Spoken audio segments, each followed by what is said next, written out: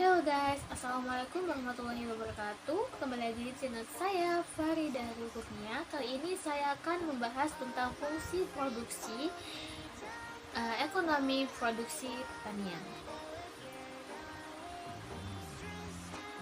Di sini saya akan membahas analisis faktor-faktor yang mempengaruhi produksi usaha tani jagung. Di kasus usaha tani jagung di Surabaya. Pokok bahasannya yaitu ada analisis fungsi COP12, fungsi produksi COP12, dan yang kedua ada analisis fungsi produksi frontier. Sebelumnya, jagung merupakan bahan pangan dan sumber karbohidrat kedua setelah beras.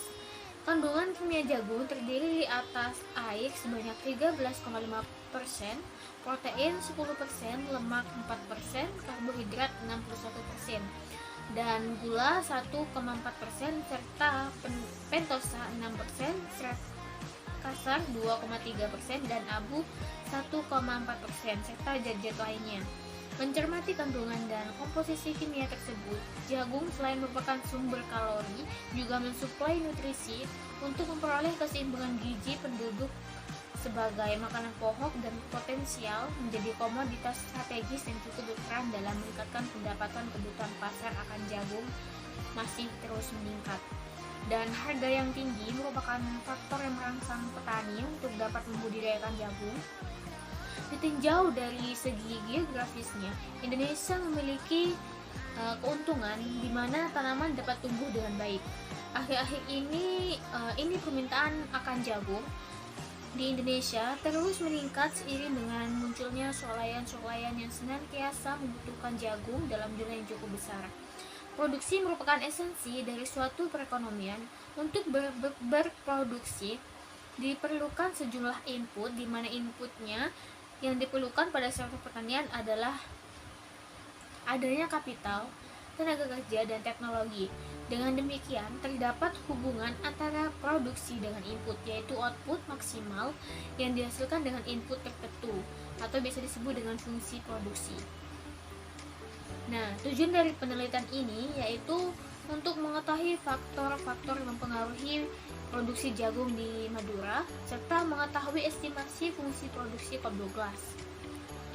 Dan untuk menganalisis produksi maksimum MPM atau VMP dan elastisitas dari masing-masing output, serta mengetahui tingkat efisiensi teknis pada petani jagung di selanjutnya yaitu ada cara menganalisis fungsi COP12 menggunakan aplikasi SPSS. Di sini sudah terdapat data produksi jagung yaitu Y-nya, dan variabelnya yaitu benih sama tenaga kerja. Sebelum itu kita learn-kan terlebih dahulu dengan cara sama dengan learn, terus klik yang pada tabel itu. Setelah itu kita drag ke samping lalu ke bawah. Otomatis langsung semuanya sudah terlearn-kan. Selanjutnya yaitu kita buka aplikasi SPSS-nya. Agar lebih mudah, dibuka terlebih dahulu aplikasi SPSS, mungkin karena lama loadingnya. Untuk mempercepat mungkin terlebih dahulu sebelum menganalisis dibuka terlebih dahulu aplikasinya.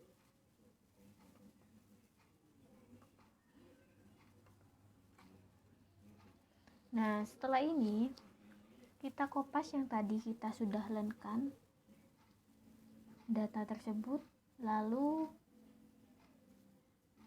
kita kopas terlebih dahulu.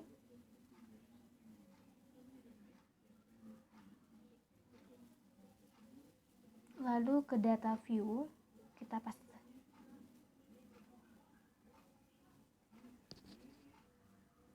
Nah, setelah ini ke variabel view, dan di name itu diubah menjadi len Y, lalu di nomor 2 yaitu len X1, dan nomor 3 yaitu len X2.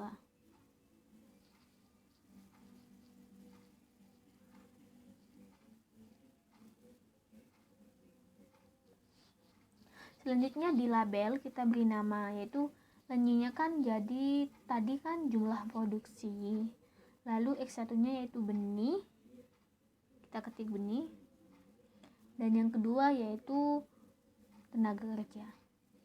Setelah ini kita langsung analisis ke analyze, regression, lalu klik linear.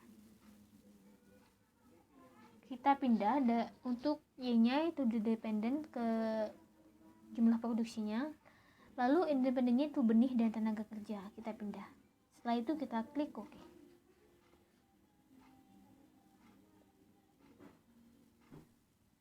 Nah, hasil outputnya seperti ini. Nanti yang dianalisis yaitu di koefisiennya saja. Sebelum itu kita save terlebih dahulu. Saya save dengan nama Kurnia.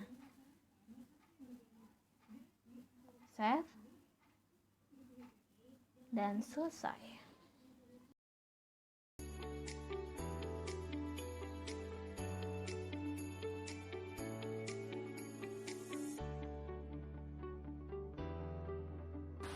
Untuk yang pertama yaitu ada analisis fungsi produksi COP12. Nah, di sini sudah terdapat data output regresi linear. Sebelumnya sudah mengikuti langkah-langkah cara menganalisis fungsi produksi COP12 menggunakan aplikasi SPSS. Nah, di sini sudah terdapat hasil outputnya. Model linearnya yaitu lny sama dengan ln 2,463 ditambah 0,029 benihnya, dan ditambah lagi 0,337 yaitu tenaga kerja, sehingga model COP12 yang dihasilkan Y sama dengan 2,829 X1 pangkat 0,029 X2 pangkat 0337. Jadi beta satunya yaitu ada 0,029 dan beta 2 nya yaitu ada 0,337. Interpretasi outputnya yaitu dari hasil analisis di atas diperoleh apabila variabel independen pada data fungsi tersebut, benih dan tenaga kerjanya dianggap konstan, maka output akan bertambah 2,829. Besarnya koefisien regresi variabel benih atau S1 sebesar 0,029. Jadi apabila benih naik 1%, maka jumlah output akan mengalami kenaikan 0,029 dengan asumsi variabel lain bersifat konstan. Besarnya koefisien regresi variabel tenaga kerja sebesar 0,337. Jadi apabila tenaga kerja naik 1%, maka jumlah output akan mengalami kenaikan 0,337 dengan asumsi variabel lain bersifat konstan. Berdasarkan nilai elastisitasnya dapat diketahui bahwa elastisitas benihnya sebesar 0,29 dan elastisitas tenaga kerjanya yaitu 0,337, sehingga nilai elastisitas tenaga kerja paling berpengaruh di antara faktor produksi lainnya karena nilai elastisitasnya paling besar. Berdasarkan elastisitas tersebut juga dapat diketahui bahwa intensitas produksinya lebih bersifat pada tenaga kerja dan tidak bersifat pada modal. Hal ini dikarenakan nilai elastisitas tenaga kerja yang digunakan lebih besar dibandingkan dengan nilai elastisitas modal benih yang digunakan. Berdasarkan persamaan fungsi COP12 di atas dapat diketahui bahwa perhitungan elastisitas produksinya yaitu sebesar 0,029 ditambah 0,337 sama dengan 0,336.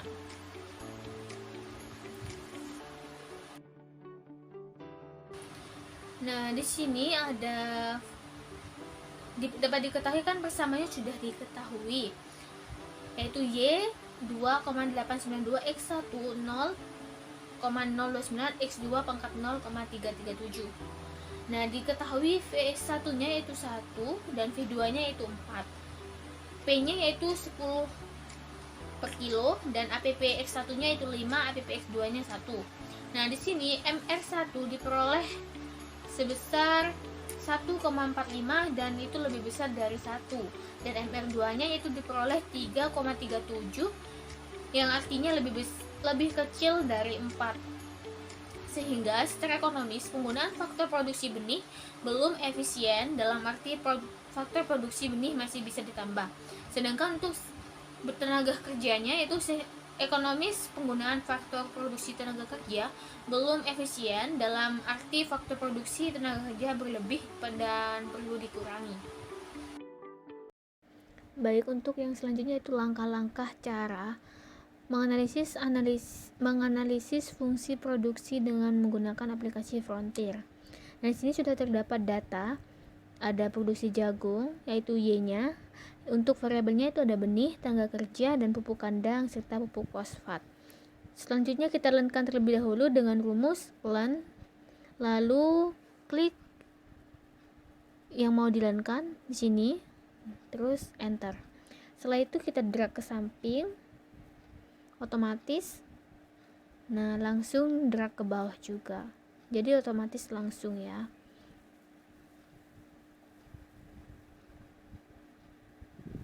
Nah, setelah di-learn-kan semuanya, kita kopas lalu membuat Excel baru, dikopas ke Excel yang baru. Dan jangan lupa di sini ada nomor urut responden dan jenis data. Ini pastinya pakai format ya.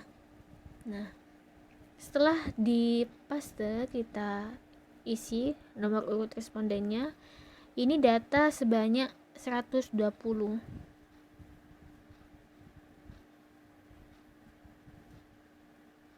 Dan yang di sampingnya yaitu ada jenis data.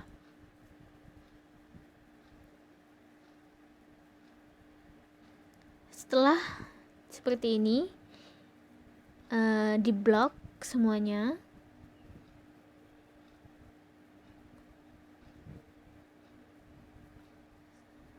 Lalu kita beri format nolnya itu 6.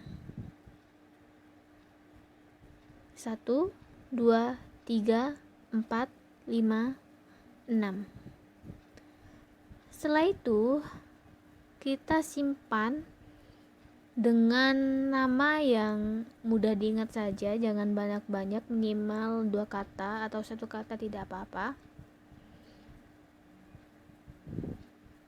Di sini saya memberi nama UTS EPP dan jangan lupa formatnya yaitu teks MS-DOS. Dan ini ya, untuk tempat penyimpanannya kita simpan di aplikasi yang ada aplikasi Frontiernya, lalu save. Oke. Yes. Nah, untuk yang data ini tidak usah disimpan. Setelah itu kita beralih ke file Frontiernya.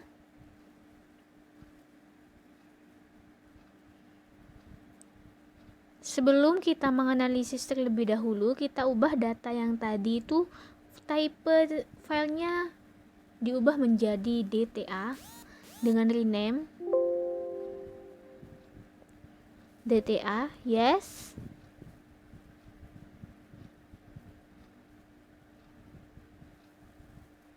Setelah diubah, kita langsung ke aplikasi Frontiernya, yaitu T1,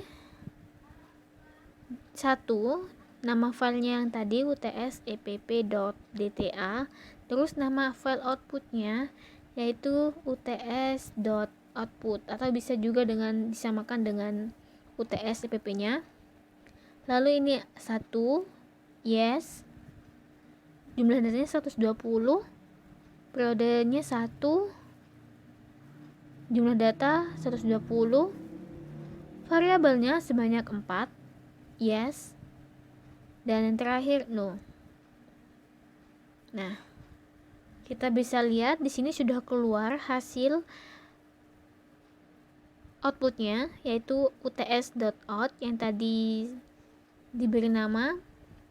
Sebenarnya lebih baik untuk disamakan dengan jenis file DTA-nya namanya yaitu UTS-CPP, lebih memudahkan untuk mencari pasangannya. Nah, ini hasil outputnya. Nah, untuk yang diambil analisisnya itu ada the final male estimate R, ini yang diambil. Dan ini ada juga keluar LX testnya yaitu 0,69. Sudah. Yang kedua yaitu ada analisis fungsi produksi Vontier. Setelah sudah mengikuti langkah-langkah tadi, diperoleh data output Vontier, yaitu pada kasus inefisiensinya di lapang diketahui nilai LR tesnya yaitu 6,96 dan nilai DF-nya yaitu 2, dan untuk kode PAM-nya diperoleh dengan 5,138. Jadi nilai LR tesnya itu lebih besar daripada kode PAM-nya, sehingga dari hal ini dapat diketahui bahwa hipotesis H0 ditolak dan menerima H1. Maka dari kasus produksi jagung di atas terdapat kasus inefisiensi di lapang. Untuk persentase error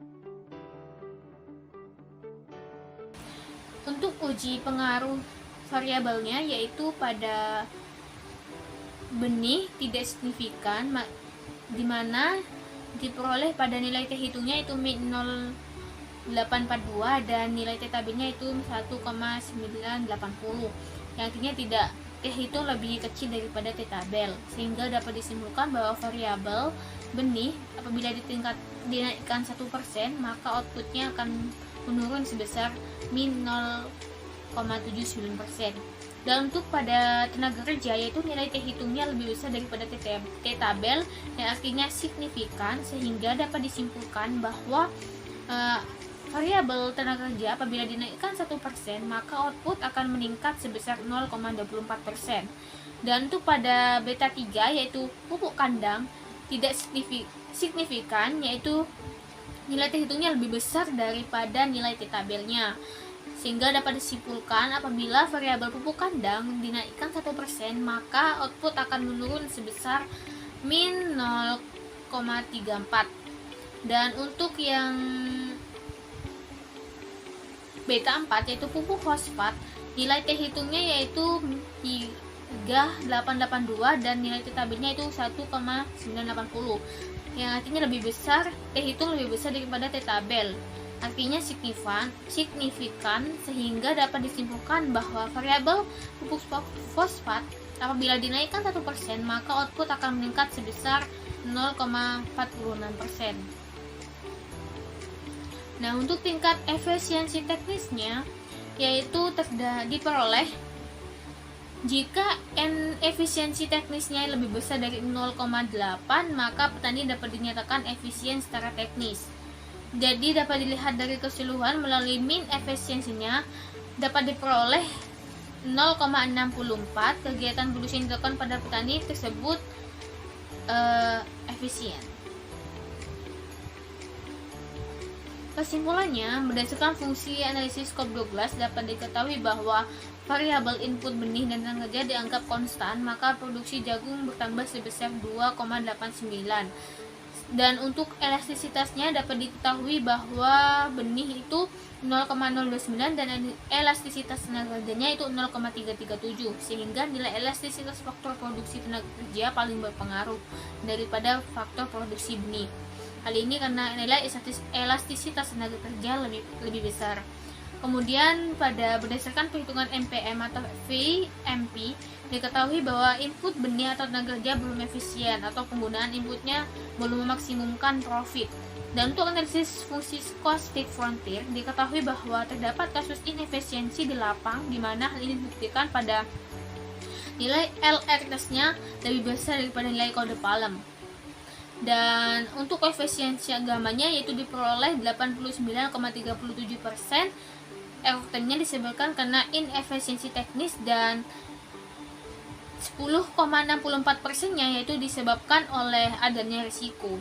Pada uji pengaruh setiap variabel diketahui bahwa variabel yang bisa menentukan output produksi yaitu adalah variabel tenaga kerja dan variabel pupuk fosfat, sehingga untuk variabel benih dan tenaga kerja di pupuk kandang dapat menurunkan output produksi apabila inputnya bertambah. Secara rata keseluruhan, petani pada penelitian ini belum efisiensi secara teknis karena nilai min efisiensinya sebesar 0,64. Hal ini karena lebih kecil daripada 0,8.